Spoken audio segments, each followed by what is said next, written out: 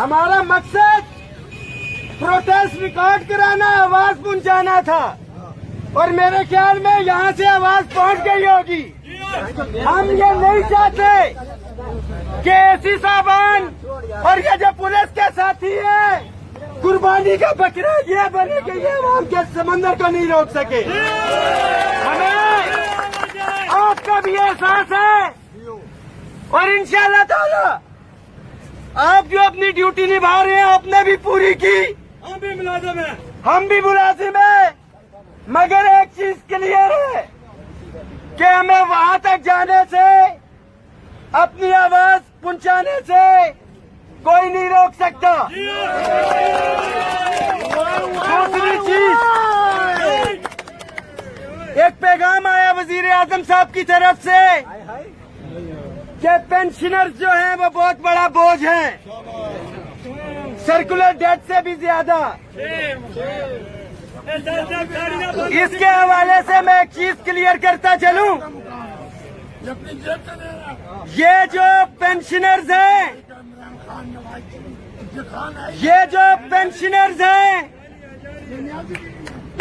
ये पेंशन तक कैसे नहीं पहुंचे।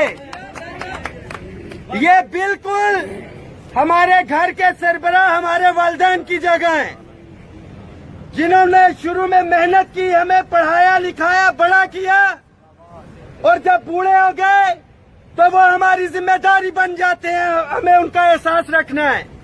बिल्कुल इसी तरह ये जो पेंशनर्स हैं, इन्होंने तमाम जिंदगी, तमाम जवानी गवर्नमेंट ऑफ पाकिस्तान पे कुर्बान की। ये जो आप समझते हैं पेंशनर्स ये बोझ है, ये बोझ नहीं, आपको तो इनका एहसानमंद होना चाहिए।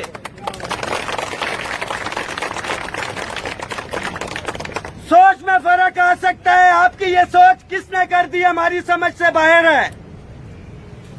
किधर गया तेरा सोच? ये तो पेंशनर खास तौर पे रियासत पाकिस्तान की जिम्मेदारी है, उन्होंने अपनी जवानी और अपना सब कुछ पाकिस्तान पे कुर्बान किया। इसी तरह मुलाजिमीन भी आपकी जिम्मेदारी है। हम भूख तो बर्दाश्त कर सकते हैं, प्यास तो बर्दाश्त कर सकते हैं, मगर जो एक एहसास है महरूमी आपने हम मुलाजिमीन के दरमियान में पैदा कर दी है, वो काबिल कबूल नहीं है।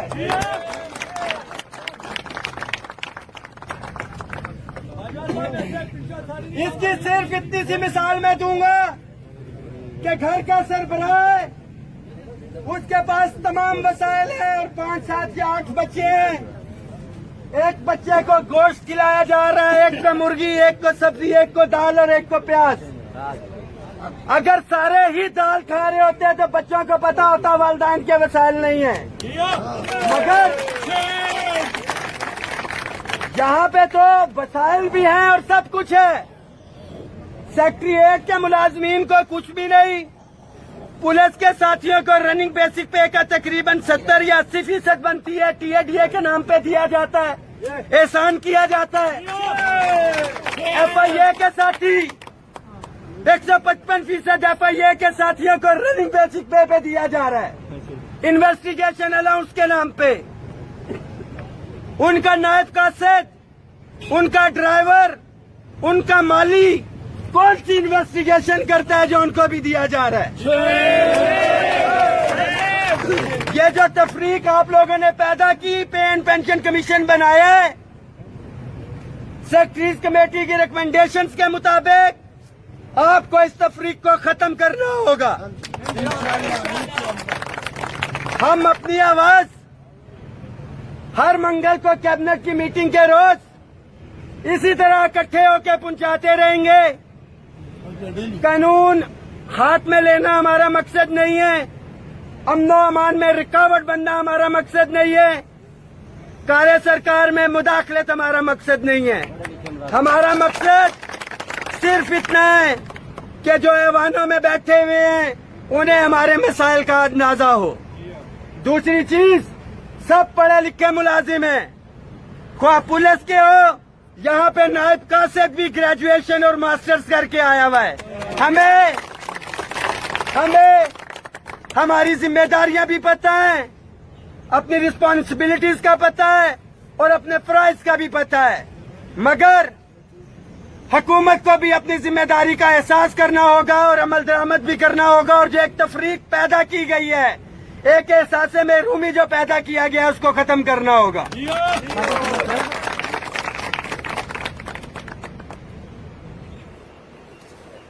साथी का मैसेज आया कि पुलिस के साथियों को भी कहें कि वो भी हमारे साथ एहतजाज में शामिल हों।